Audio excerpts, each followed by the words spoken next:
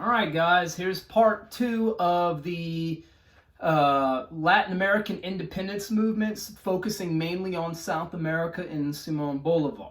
Okay, now, when we ended last video, we talked about how you had the Congress of Venezuela in 1811. They created a new constitution, a new republic.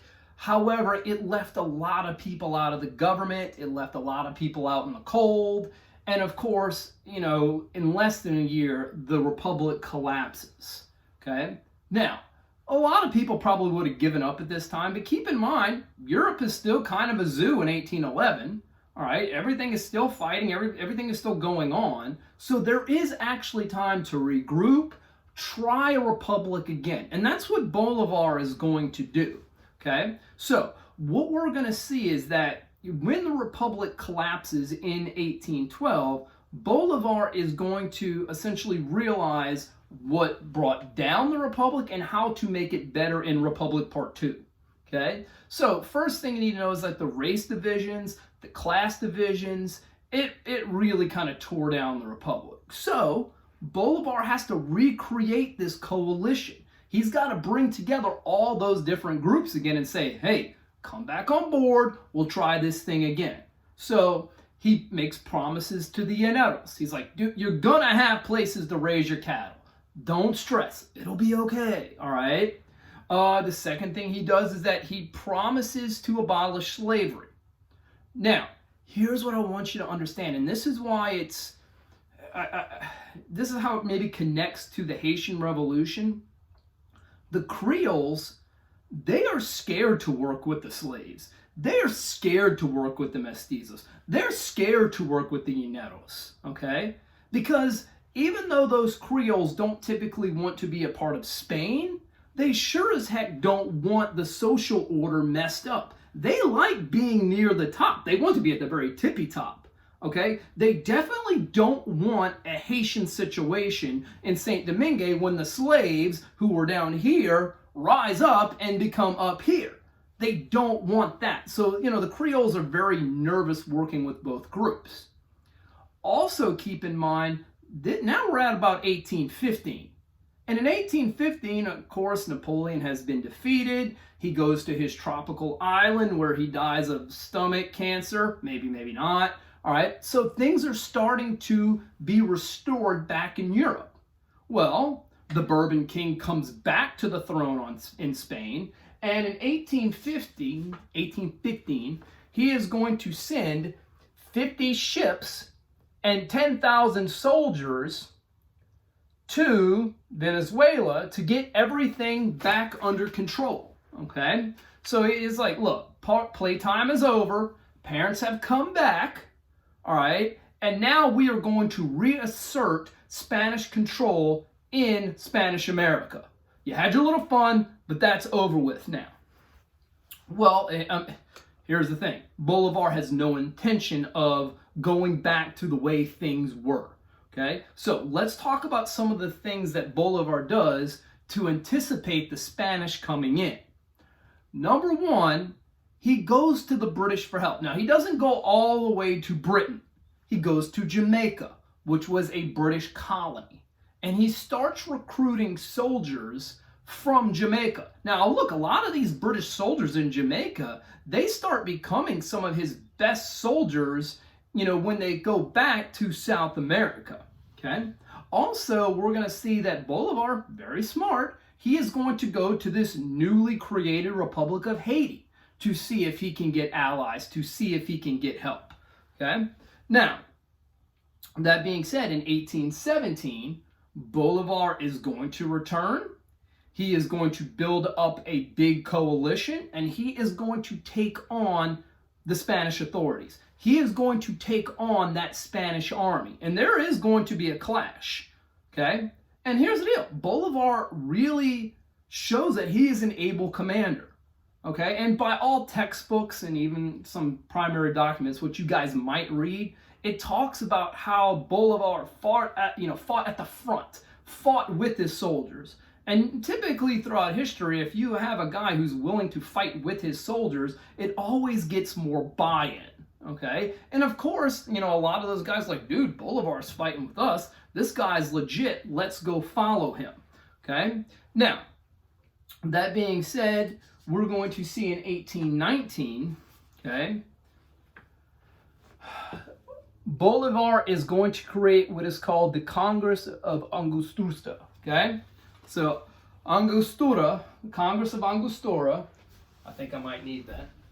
No, I don't. Okay, so the Congress of Angostura. Bolivar is going to be a part of it, and the whole goal is to revive the Venezuelan Republic. Okay. Now, the big thing I want you to know about the Congress of Angostura is that he wanted strong centralized control here. He didn't necessarily want a strong legislative body. He wanted strong executive power. Now, look, they can have a legislature, that's fine, but they don't want to fall into that trap of maybe what we saw with the Articles of Confederation.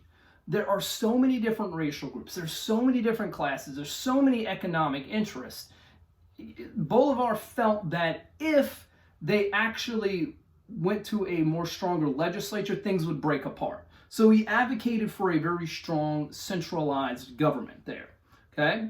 Now, he doesn't stick around long because he started a revolution in what we know as Venezuela. Now he is going to move to Colombia. Okay? And he's going to do the whole process all over again. Okay? We're going to see that's what happens with Simón Bolívar. He just goes from one area to the other, creating new governments, creating new republics, breaking away from Spain. Okay? Now, the only thing else I want you to know about Bolivar is that he had a goal. He wanted to create what was called Gran Colombia. Okay? All right, so he wanted to create Gran Colombia. Now, Gran Colombia was this gigantic area in the northern part of South America.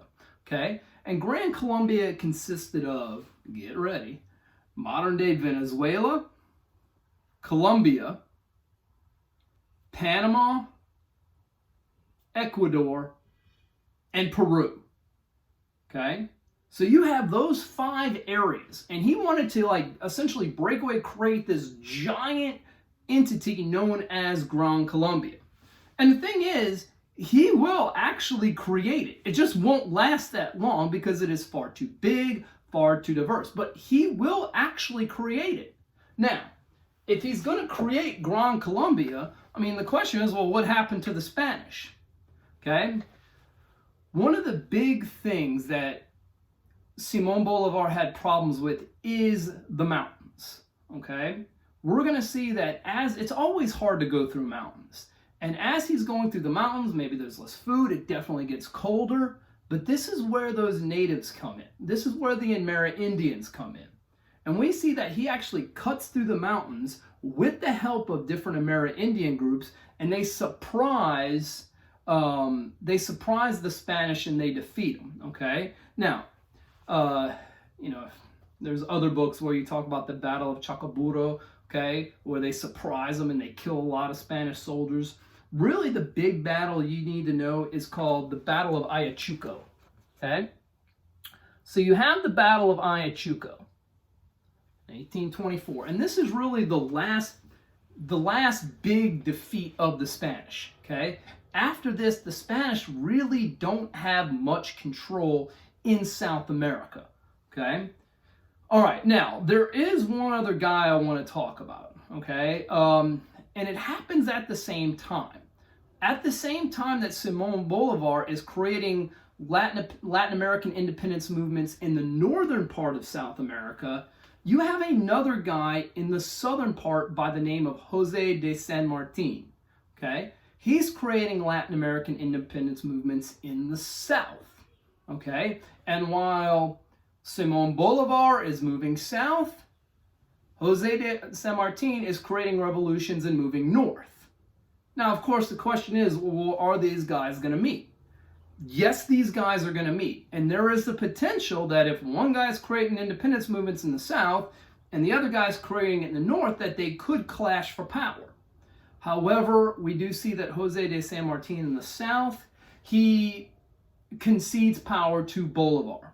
Okay, so really, by 1824, you don't see really any kind of Spanish power in South America.